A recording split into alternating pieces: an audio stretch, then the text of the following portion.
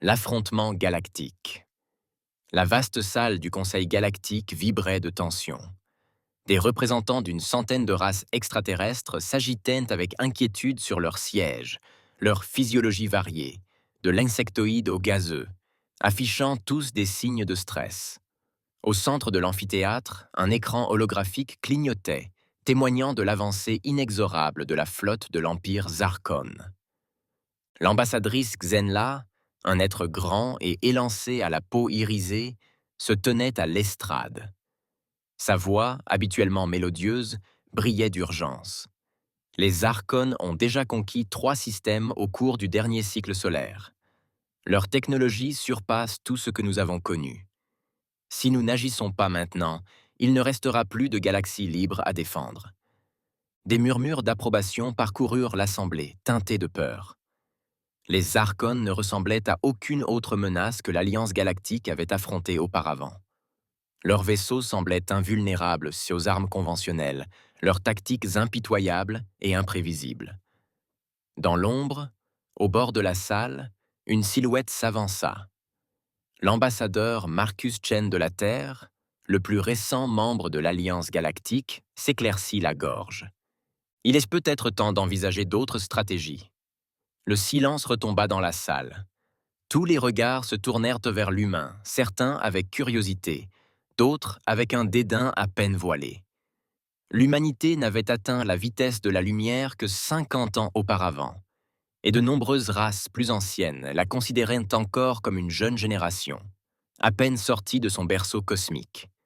Et que pourrait bien nous offrir votre espèce que nous n'ayons déjà envisagée? La question venait de Grix, une créature bulbeuse, dont la forme gélatineuse ondulait de scepticisme. Marcus s'approcha du centre, ses mouvements réfléchis. Nous sommes peut-être nouveaux dans votre communauté galactique, mais l'humanité a une longue histoire de guerre. Nous avons développé des approches non conventionnelles face à des situations apparemment insurmontables. Un frisson collectif parcourut l'assemblée. De nombreuses races avaient étudié l'histoire de la Terre, et la capacité des humains à créer et à détruire était légendaire. C'était précisément cette dualité qui avait rendu beaucoup réticents à intégrer pleinement l'humanité au sein de l'humanité. Les antennes de Zenla frémirent d'intérêt. Que proposez-vous exactement, ambassadeur Chen? Marcus prit une grande inspiration.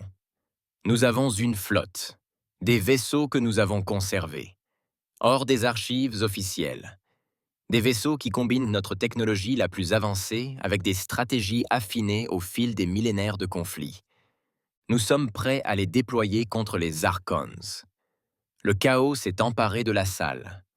Certains représentants ont crié leur indignation face à cette supercherie, d'autres par crainte des capacités des vaisseaux de guerre humains. Quelques voix se sont élevées pour soutenir la situation, cherchant désespérément une solution à la menace Zarkon. Crix, quant à lui, bouillonnait d'agitation. Absolument pas. Nous nous souvenons tous de ce qui s'est passé la dernière fois qu'une jeune race a reçu trop de pouvoir. Trop rapidement. La moitié du bras d'Andromède est toujours inhabitable. Marcus a tenu bon. Nous ne demandons pas la permission de conquérir. Nous proposons de défendre. De combattre à vos côtés, pas contre vous. Jenla leva les bras, appelant à l'ordre. Alors que la clameur s'apaisait, elle fixa Marcus d'un regard pénétrant. Ces vaisseaux, qu'est-ce qui les rend si spéciaux? Comment peuvent-ils tenir tête aux Archons alors que nos flottes les plus avancées ont échoué? Un léger sourire flottait au coin des lits de Marcus. Innovation. Ambassadeur.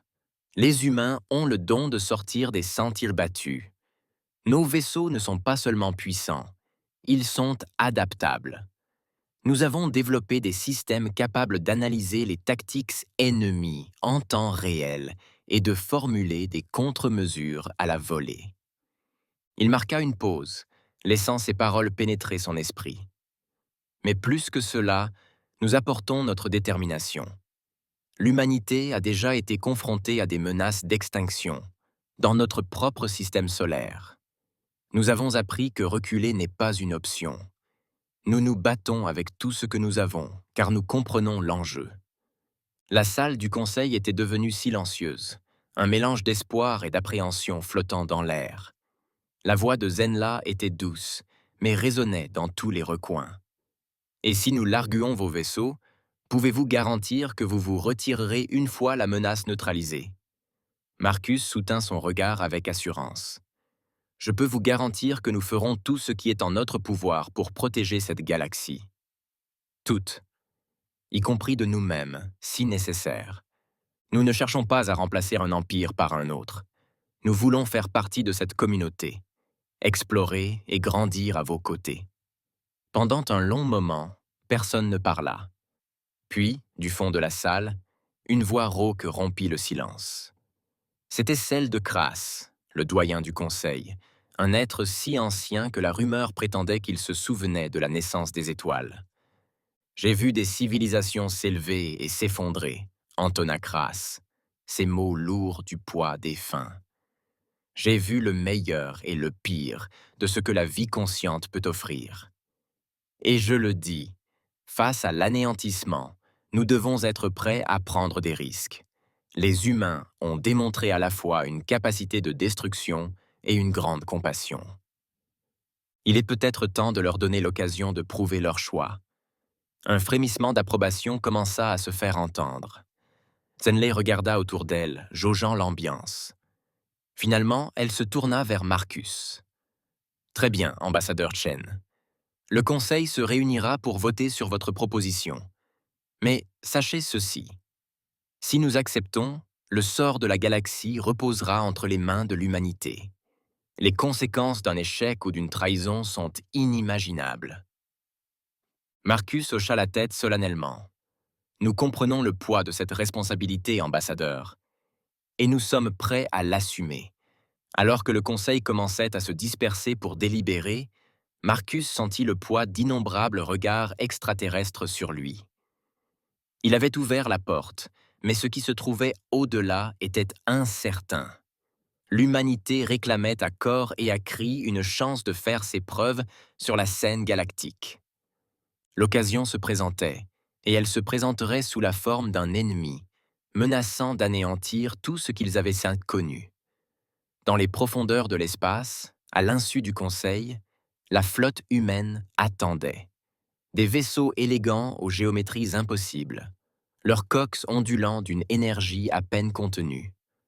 À leur tête, le vaisseau amiral Défiance se tenait prêt, son capitaine recevant déjà des transmissions cryptées sur l'évolution de la situation. Le décor était planté. L'humanité allait entrer sous les projecteurs de l'histoire galactique. Restait à savoir s'il serait sauveur ou conquérant. Mais une chose était sûre, la galaxie ne serait plus jamais la même. Les héros réticents. La capitaine Alina Reis se tenait sur le pont du HSS Défiance, ses yeux sombres fixés sur l'écran holographique affichant l'avancée de la flotte Zarkon. Les imposants cuirassés de l'armada extraterrestre éclipsaient même les plus grands vaisseaux de la flotte de l'Alliance galactique. Pourtant, Alina sentit un calme familier l'envahir. C'était ce pourquoi elle et son équipage s'étaient entraînés. « Rapport d'étape !» cria-t-elle d'une voix ferme et autoritaire.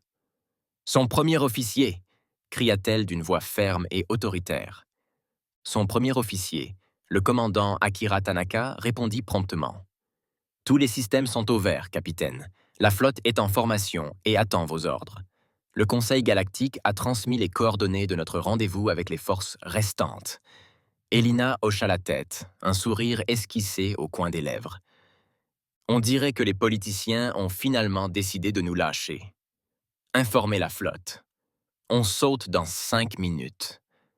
Tandis que l'équipage de la passerelle s'activait, l'esprit d'Alina se remémora les événements de la semaine passée.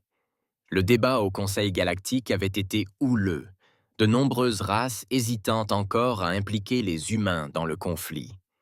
Mais le désespoir avait pris le dessus sur la prudence. Désormais, le sort d'innombrables civilisations reposait sur leurs épaules. « Capitaine !»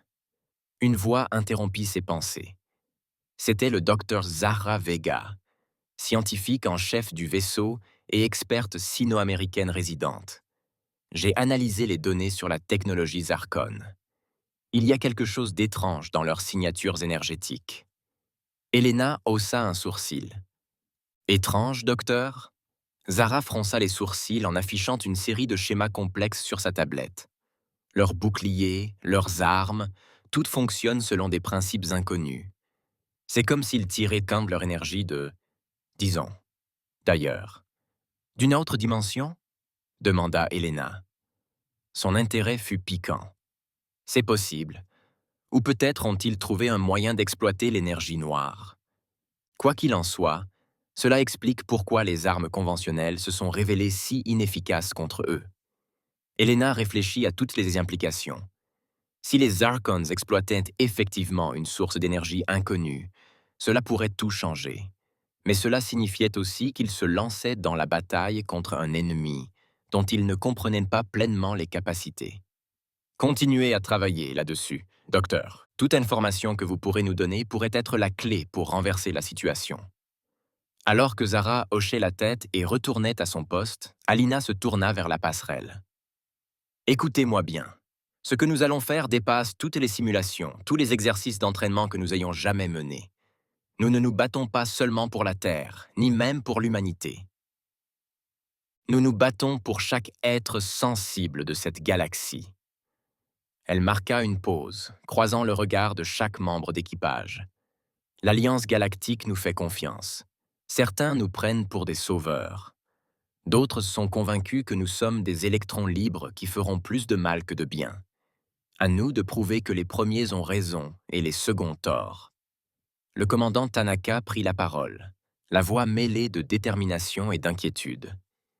« Capitaine, la flotte Zarkon nous surpasse en nombre de près de 3 contre 1. Même avec notre technologie avancée, ce n'est pas une bonne chance. » Les lèvres d'Alina s'incurvèrent en un sourire sinistre. « Quand les humains ont-ils jamais laissé le mauvais sort nous arrêter, commandant? De plus, nous avons quelques tours dans notre sac que les Zarkon ne verront pas venir. » Elle retourna à l'écran principal, où le compte à rebours du saut était affiché. C'est pour cela que nous avons été créés. C'est pourquoi la Terre a investi des ressources dans cette flotte, tandis que le reste de la galaxie ne s'y intéressait pas. Ni pour la conquête, ni pour le pouvoir, mais pour des moments comme celui-ci, où nous serions appelés à résister à des obstacles insurmontables. Alors que les dernières secondes s'écoulaient, Alina s'installa dans son fauteuil de commandement. « Barre, lancez la séquence de saut. Présentons-nous aux Zarkon. » Le Défiance frémit lorsque son moteur plus rapide que la lumière s'enclencha. Dans un éclair de lumière impossible, la flotte humaine disparut de l'orbite terrestre, fonçant à travers de vastes tranchées spatiales vers leur point de rendez-vous. Ils émergèrent dans un système aux confins du territoire de l'Alliance galactique. Une flotte hétéroclite de vaisseaux extraterrestres les attendait. Dernière ligne de défense contre l'avancée zarkonienne. Bélina percevait le mélange d'espoir et d'appréhension émanant des vaisseaux alliés lorsqu'ils apercevaient les vaisseaux de guerre humains. Mais avant qu'elle puisse ouvrir les communications, des alarmes retentirent sur la passerelle. Contacts multiples. L'officier détecteur fut abattu. Signatures Zarkon détectées. Ils sont déjà là. L'écran s'illumina, laissant entrevoir l'armada zarkonienne. Leurs vaisseaux étaient dans des constructions monstrueuses de métal sombre et d'énergie pulsée, défiant les lois conventionnelles, de la physique et de la construction navale. « À vos postes !»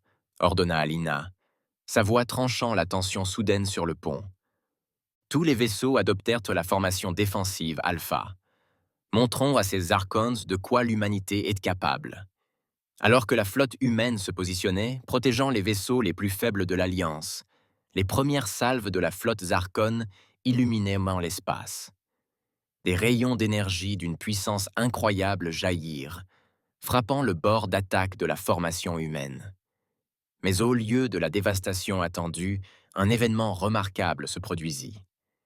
Les coques des vaisseaux humains ondulaient et se déplaçaient, absorbant et redistribuant l'énergie des attaques. C'était comme si les vaisseaux étaient vivants, s'adaptant en temps réel à la menace qui les attendait. Les vaisseaux étaient fentes vivants, s'adaptant en temps réel à la menace qui les attendait. Ripostez, ordonna Helena. À tous les vaisseaux, commencez le protocole Oméga. La flotte humaine lança un déluge de tirs, mais pas les armes énergétiques conventionnelles auxquelles les Archons s'attendaient. À la place, des essaims de ce qui ressemblait à des insectes métalliques se déversèrent, chacun constitué de projectiles intelligents, autoguidés, capables de détecter les points faibles des boucliers et des coques ennemis. L'avancée de la flotte Zarkon s'essouffla lorsque la première vague de ces armes non conventionnelles fit mouche. Des explosions se multiplièrent sur leur ligne de front et, pour la première fois depuis le début de l'invasion, l'armada, apparemment invincible, montra des signes de vulnérabilité. Sur le pont du défi, des acclamations retentirent. Mais Alina resta concentrée, son regard naviguant entre les démonstrations tactiques. Ce n'était que le premier pas vers ce qui promettait une bataille longue et acharnée. « Bon travail, les gars », dit-elle, sa voix interrompant les réjouissances. « Mais ne soyez pas prétentieux, on les surprendrait, c'est tout. Maintenant vient le véritable test. » Comme en réponse à ces paroles, la flotte Zarkon commença à se regrouper. Leurs vaisseaux se mirent à se déplacer selon des schémas complexes, l'énergie s'accumulant pour ce qui promettait une contre-attaque dévastatrice. Elina se pencha en avant sur sa chaise, une lueur féroce dans le regard. « D'accord, ces Zarkon, » murmura-t-elle. « Tu voulais voir de quoi l'humanité était capable. Tu vas le découvrir. » Alors que les deux flottes s'affrontaient teintes pour de bon, le sort de la galaxie était en jeu. Les humains avaient fait leur entrée sur la scène galactique. Français. Il restait maintenant à voir s'ils seraient Gantos et Sauveurs ou juste une autre civilisation, écrasée sous l'avancée incessante de l'Empire Zarkon. Bataille de Nebula Prime. Les gaz tourbillonnants de Nebula Prime projetaient une lueur étrange sur le champ de bataille. Pendant 3 jours, les forces combinées de la flotte humaine et de l'Alliance galactique avaient été enfermées dans une danse brutale avec l'armada Zarkon. Les propriétés uniques de Nebula interféraient avec les capteurs et les communications à longue portée, forçant les deux camps à un combat rapproché qui relevait autant de l'instinct que de la technologie. Sur le pont du Défiance, la capitaine Alina Reyes n'avait pas quitté son poste depuis plus de quelques heures d'un sommeil agité. Son uniforme était froissé, ses yeux cernés de fatigue, mais sa voix restait ferme tandis qu'elle donnait ses ordres. « Modèle évasif Delta », ordonna-t-elle tandis qu'un nouveau déluge d'armes énergétiques Zarkon illuminait l'espace autour d'elle. « Amenez-nous au cap 047. Ciblez leur cuirassé de tête avec les canons à phase. » Le Défiance réagit comme une extension de la volonté d'Alina, sa coque adaptative se calant pour dévier les tirs ennemis tandis qu'il se positionnait. Une explosion d'énergie cohérente jaillit du vaisseau amiral humain, frappant l'imposant vaisseau Zarkon. Pendant un instant, le tir sembla rester sans effet. Puis, une série d'explosions résonna sur la coque du Dreadnought. « Touché direct !» cria l'officier d'armement. Leur bouclier fluctuait. Un sourire sinistre effleura les paupières d'Alina. Les canons phasiques, des armes qui transféraient l'énergie entre les dimensions pour contourner les défenses conventionnelles, s'avérèrent efficaces contre les boucliers apparemment impénétrables du Zarkon, mais les mastodontes extraterrestres étaient loin d'être vaincus. Comme pour souligner ce point, un rayon d'énergie aveuglant jaillit du cuirassé blessé, prenant au dépourvu l'un des destroyers humains. La coque adaptative du plus petit vaisseau peinait à compenser, mais la puissance de l'explosion était trop grande. Dans un éclair de lumière silencieuse, le destroyer disparut, emportant avec lui ses 300 hommes d'équipage. Alina ressentit chaque perte avec acuité, mais le temps était venu de pleurer. À tous les navires, concentrez vos tirs sur ce cuirassé. Abattons ce salaud. Tandis que la flotte humaine coordonnait son assaut, la voix du docteur Zara Vega trancha le chaos de la passerelle. « Capitaine, j'ai fait une percée dans mon analyse des signatures énergétiques des Zarkons. J'espère que c'est une bonne nouvelle, docteur, répondit Alina, les yeux fixés sur l'écran tactique. C'est compliqué, dit Zora. Les Archons ne se contentent pas de puiser leur énergie dans une autre dimension. Ils militarisent la structure même de l'espace-temps. Cela capta toute l'attention d'Alina. Expliquez. Leur vaisseau crée des zones localisées d'espace-temps déformés, poursuivit Zura. C'est ainsi qu'ils voyagent plus vite que la lumière sans propulsion conventionnelle, et c'est la source de la puissance de leur arme. Mais il y a un hic. Ce processus est intrinsèquement instable. Le commandant Tanaka, qui écoutait attentivement, prit la parole. Vous dites qu'on pourrait utiliser cette instabilité contre eux? Zara hocha la tête avec enthousiasme. Exactement. Si on pouvait forcer leurs distorsions spatio-temporelles à s'effondrer, on pourrait détruire des vaisseaux entiers sans jamais percer leur bouclier. Alina termina, l'esprit bourdonnant d'idées. Excellent travail, docteur. Mettez-vous au travail technique et aux armes. Je veux un plan pour exploiter cette faiblesse dans la mesure du possible. Excellent travail, docteur. Mettez-vous au travail technique et aux armes. Je veux un plan pour exploiter cette faiblesse dans l'heure. Tandis que Zara s'éloignait précipitamment, Alina se retourna vers la bataille. Le Zarkon Dreadnought gîtait, ses tirs devenant irréguliers. Mais alors même qu'il vacillait, deux autres navires massifs s'avançaient pour prendre sa place. « Rapport de situation sur la flotte de l'Alliance » demanda Alina. La réponse de Tanaka fut sombre. « Mauvaise nouvelle, capitaine. Ils ont perdu près de la moitié de leur vaisseau. Ceux qui restent se replient sur des positions défensives autour des systèmes habités. » Alina hocha la tête sans surprise. Les races de l'Alliance, peu habituées à une guerre de cette ampleur, étaient dépassées par la férocité des Archons. Il devenait évident que l'issue de cette bataille, et peut-être même de la guerre entière, reposerait sur les épaules des humains. « Ouvrez un canal vers tous les vaisseaux humains », ordonna-t-elle. Alors que l'officier de communication signalait qu'ils étaient prêts, Elina prit une profonde inspiration. « Voici le capitaine Reyes. Vous avez tous combattu avec un courage et une habileté incroyables. Mais maintenant, j'en demande davantage. La flotte de l'Alliance est en déclin. Si nous ne tenons pas le coup ici à Nebula Prime, plus rien ne se dressera entre Zarkon et les mondes du noyau. » Elle marqua une pause, le temps de bien assimiler ses paroles. Nous sommes en infériorité numérique, mais nous ne sommes pas vaincus. La Terre a déjà été menacée d'extinction, et nous avons toujours trouvé le moyen de survivre. Maintenant, nous ne nous battons plus seulement pour nous-mêmes, mais pour chaque être sensible de cette galaxie.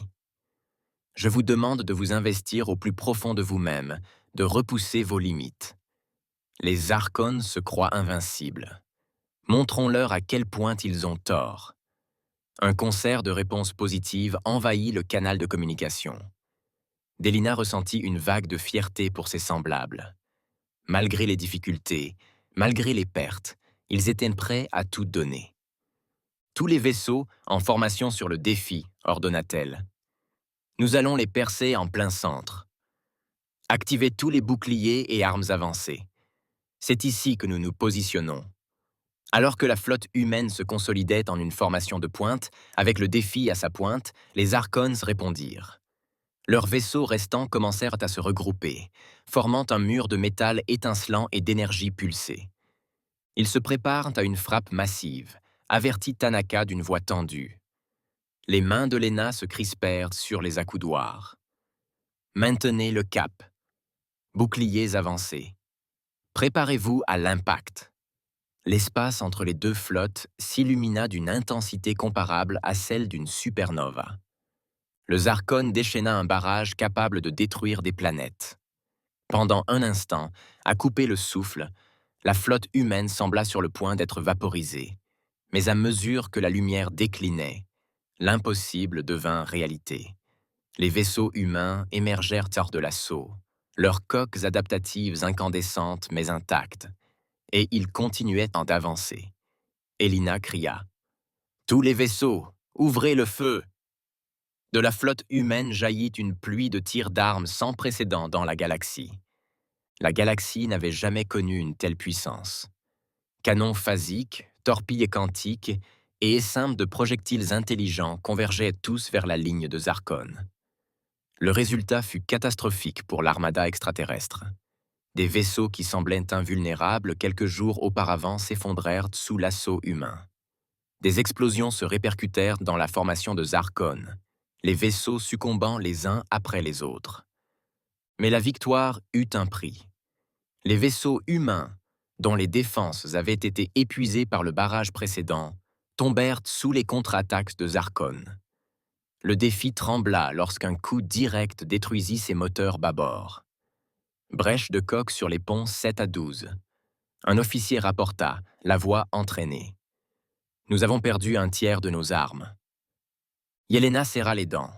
Il saignait à blanc les Zarkons, mais à ce rythme, il ne resterait peut-être plus grand-chose de la flotte humaine à la fin de la bataille. Il leur fallait un changement radical. Comme pour répondre à ses pensées, la voix du docteur Vega résonna dans le communicateur. « Capitaine, nous avons réussi. Nous avons trouvé un moyen de déstabiliser leur distorsion spatio-temporelle, mais il va falloir nous rapprocher, vraiment très près. » Le Lina n'hésita pas. Compris. À la barre, tracez une route d'interception avec le vaisseau amiral Zarkon. Tous les navires restants assurent un tir de couverture. Alors que le Défiance, malmené, avançait péniblement vers le cœur de la flotte ennemie, Alina s'adressa une dernière fois à son équipage. « Ça pourrait être la fin, les gars. Si ça marche, nous mettrons fin à la guerre ici et maintenant. Si ce n'est pas le cas, ce fut un honneur de servir chacun d'entre vous. » Le Défiance s'enfonça au cœur de la formation Zarkon. Les alarmes, hurlant tandis que les tirs ennemis s'abattaient sur ses boucliers affaiblis. Ils étaient si proches que le vaisseau amiral extraterrestre occupait tout l'écran, sa coque crépitant de distorsion spatio-temporelle. « Allez, docteur !» cria Helena. Une impulsion d'énergie, comme jamais auparavant, jaillit du Défiance. Il frappa le vaisseau amiral Zarkon en plein centre, et pendant un instant, rien ne sembla se produire. Puis, la réalité elle-même sembla se déformer. L'immense vaisseau extraterrestre commença à se déformer, comme s'il était tiré dans une douzaine de directions à la fois.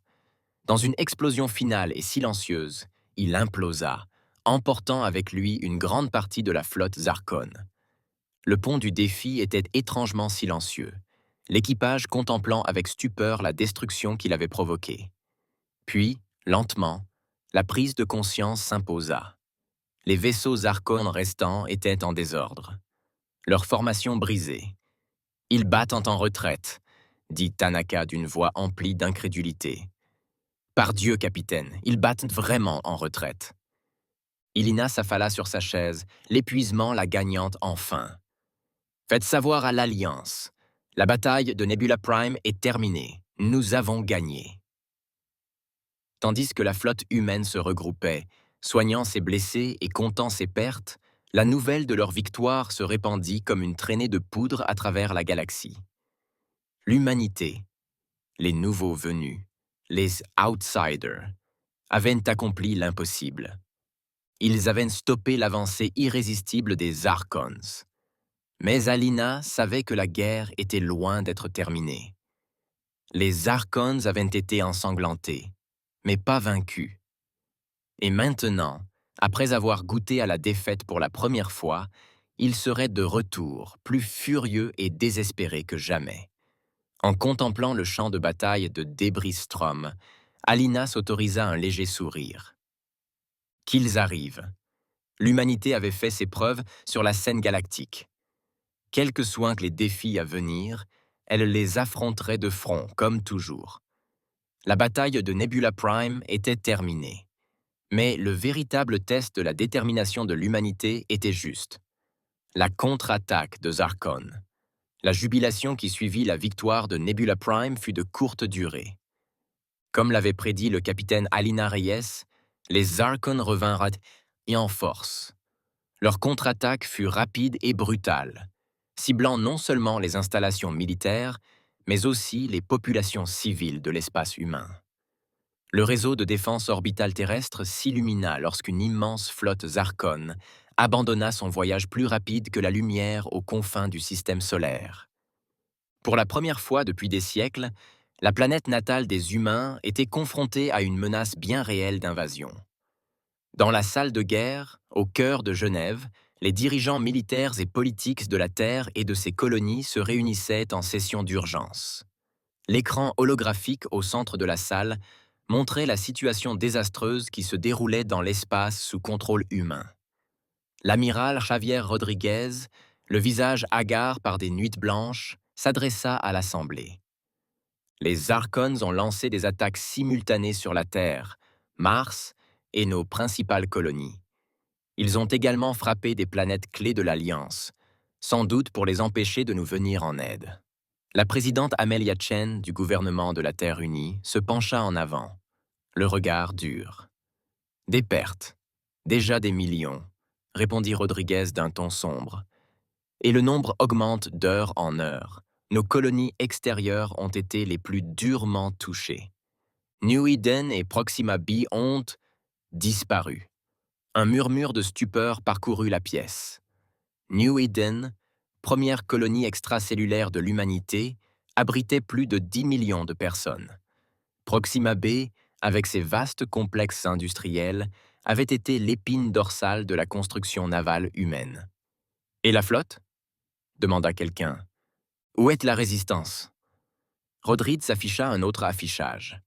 Le capitaine Rise et ceux qui restent de notre groupe de combat principal sont en route, mais ils ont subi de lourds dégâts à Nebula Prime. Ils n'arriveront pas à temps pour empêcher une invasion terrestre de la Terre. La voix du président Chen interrompit la panique grandissante dans la salle. Puis nous les combattrons au sol. L'humanité n'est pas venue jusqu'ici pour s'effondrer. Amiral, lancez le protocole Omega Red. Les Rod Drives pâlirent. Madame la Présidente, êtes-vous sûre? Ce protocole a été conçu comme un ultime recours. Les dommages collatéraux. Ils seront moindres que ceux que feront les Zarkons si nous les laissons prendre la Terre, conclut Chen d'un ton ferme. Faites-le. Tandis que l'amiral s'empressait d'exécuter l'ordre, Chen se tourna vers la salle. Mesdames et messieurs, nous sommes confrontés à la plus grande menace de l'histoire de l'humanité. Mais nous avons déjà été confrontés à l'extinction. Et nous avons toujours trouvé le moyen de survivre. Désormais, nous nous battons non seulement pour nous-mêmes, mais pour toutes les races de cette galaxie qui ne peuvent résister aux Zarkons. Nous ne partirons pas en silence dans la nuit. Nous nous déchaînerons contre l'extinction de la lumière.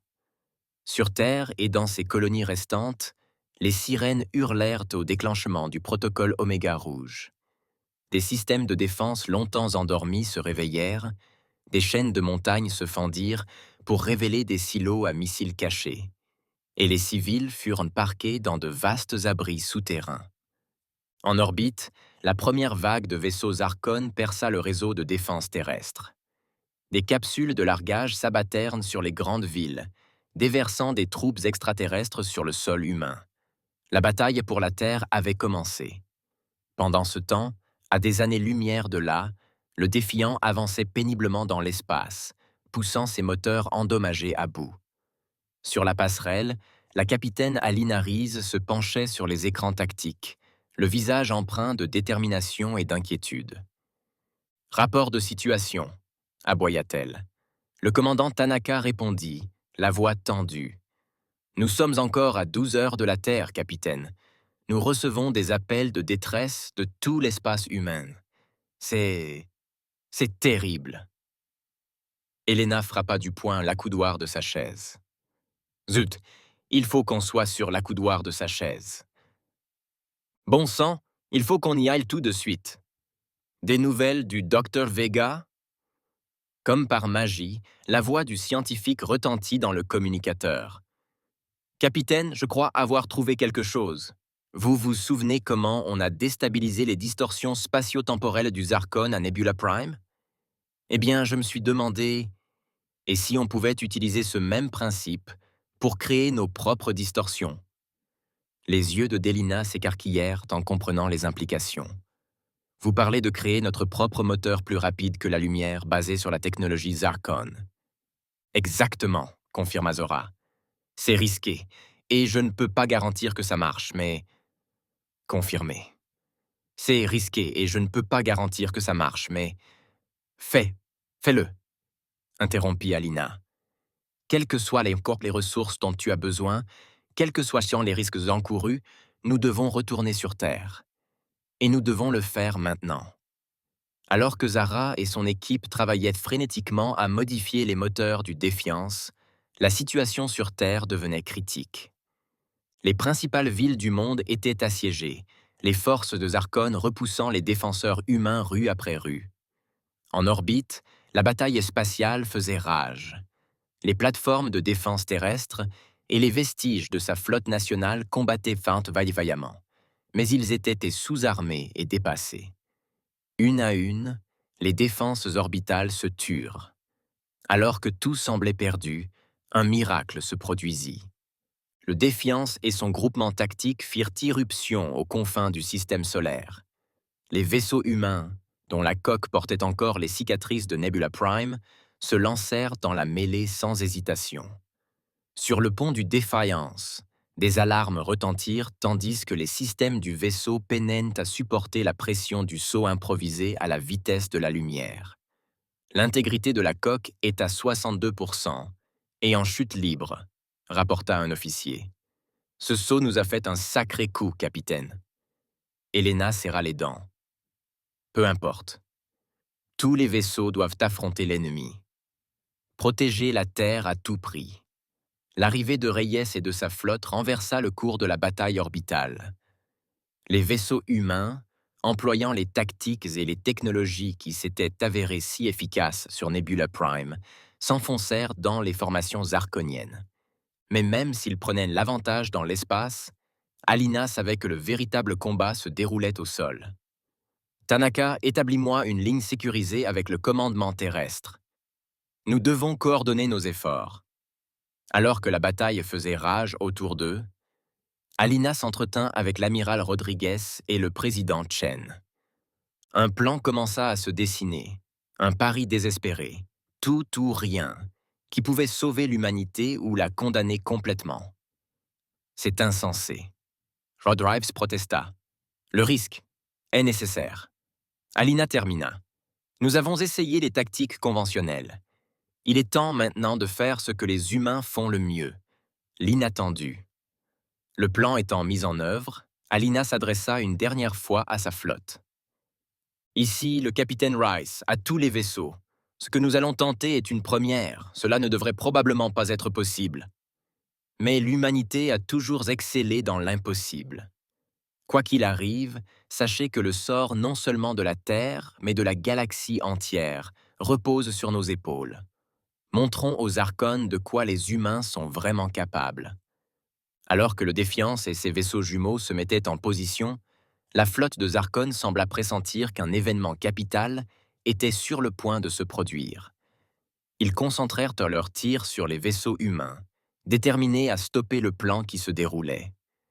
Mais il était trop tard.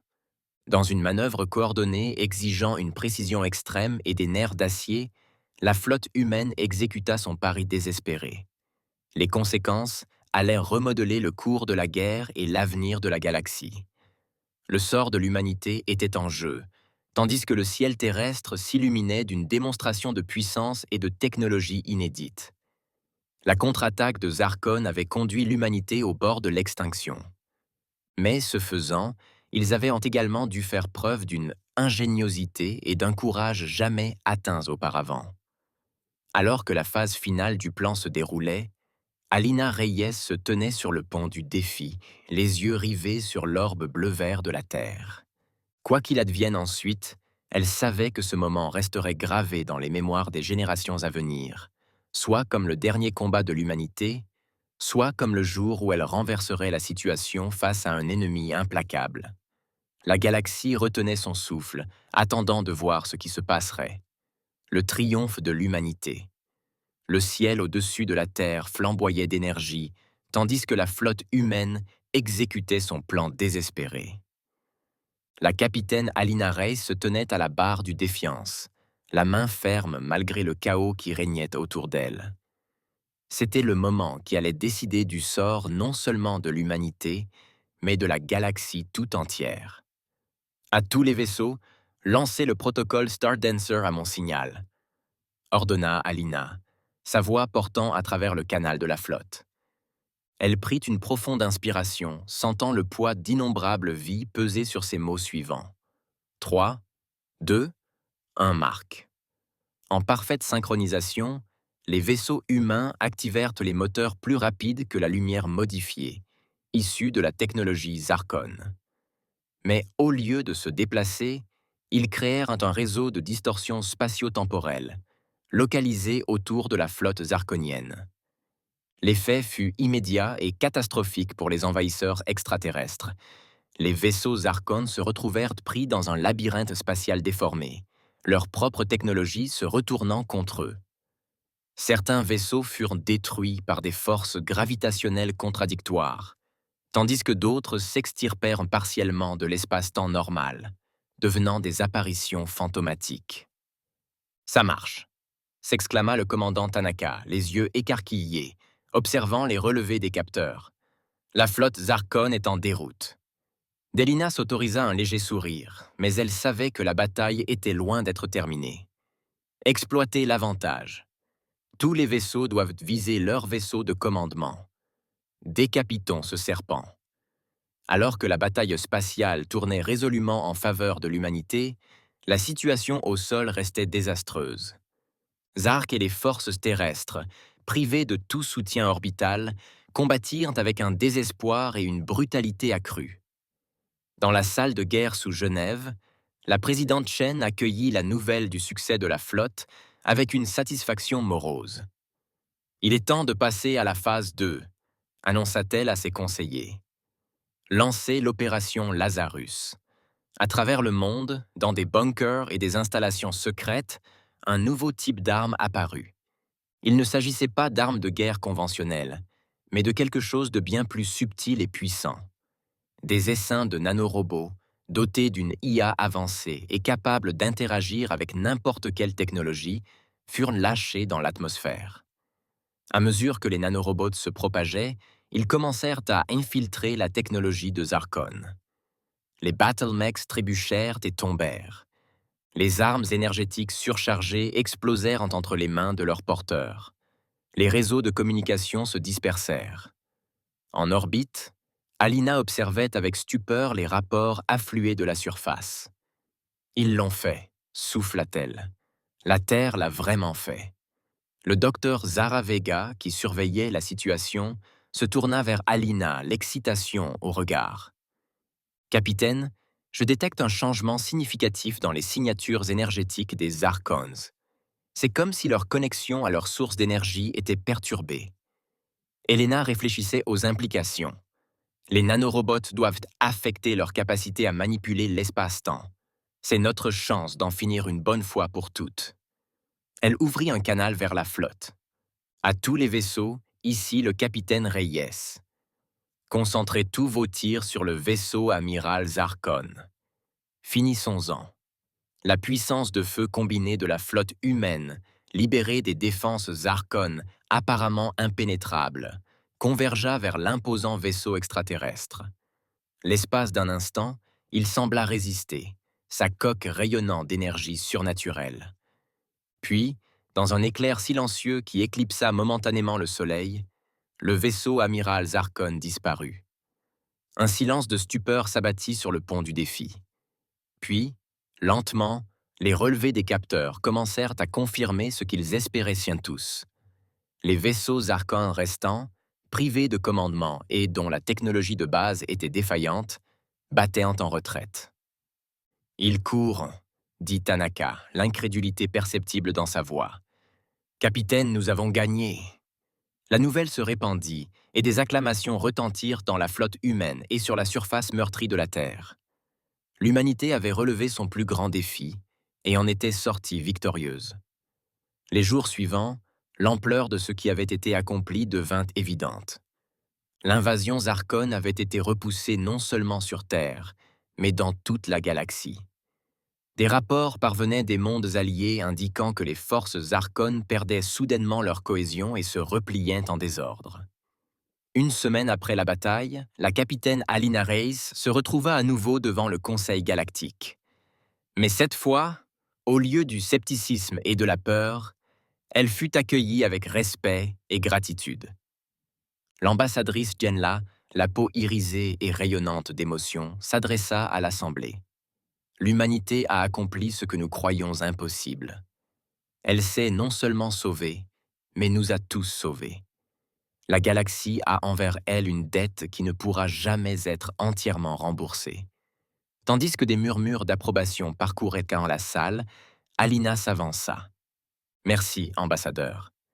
Mais nous n'avons pas mené cette guerre pour la gloire ou la gratitude. Nous avons combattu parce que c'était la bonne chose à faire. Parce que chaque être sensible mérite la chance de vivre libre de la tyrannie. » Elle marqua une pause, observant les représentants rassemblés. Les Arconnes ont été vaincus, mais ils ne sont pas détruits. Ils reviendront, peut-être pas demain ni l'année prochaine, mais un jour. Et alors, ils trouveront une galaxie unie et prête à les affronter. Les paroles d'Elina avaient le poids d'une prophétie. Dans les années qui suivirent, l'humanité prit sa place comme membre dirigeant de l'Alliance galactique. La technologie et les tactiques développées pour combattre les Arconnes furent partagées et perfectionnées. Des mondes qui avaient autrefois considéré les humains avec suspicion recherchaient désormais leur protection et leurs conseils. Mais même s'ils contribuèrent à forger une nouvelle ère de paix et de coopération, l'humanité n'oublia jamais les leçons de la guerre de Zarkon.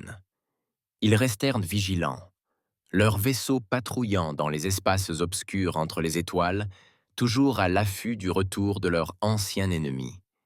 Et sur Terre, dans une clairière paisible, non loin du lieu de la bataille finale, un monument fut érigé. Il ne portait aucune inscription grandiose, aucune liste des morts.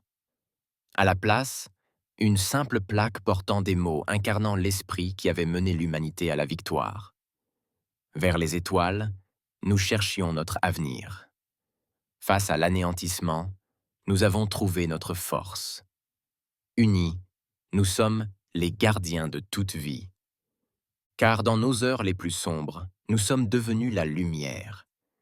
Alors que la galaxie entrait dans une nouvelle ère d'exploration et de découverte, l'esprit humain qui avait renversé la situation contre les Arconnes brillait plus que jamais.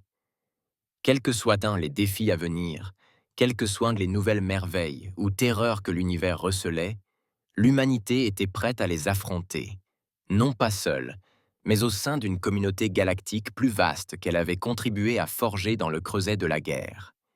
Ils faisaient partie d'une communauté galactique plus vaste qu'ils avaient contribué à forger dans le creuset de la guerre. L'histoire du triomphe de l'humanité contre les Arconnes serait racontée pendant des générations, témoignage de la volonté indomptable d'une espèce qui refusait de disparaître silencieusement dans la nuit. C'était un rappel que même dans les moments les plus sombres, l'espoir était toujours là. Et que parfois, les héros les plus improbables pouvaient se lever pour sauver non seulement leur propre monde, mais une galaxie entière. Debout sur le pont d'observation du tout nouveau Defiance II, la capitaine Alina Reis observait le fil des étoiles et souriait. L'aventure était loin d'être terminée. En fait, elle ne faisait que commencer.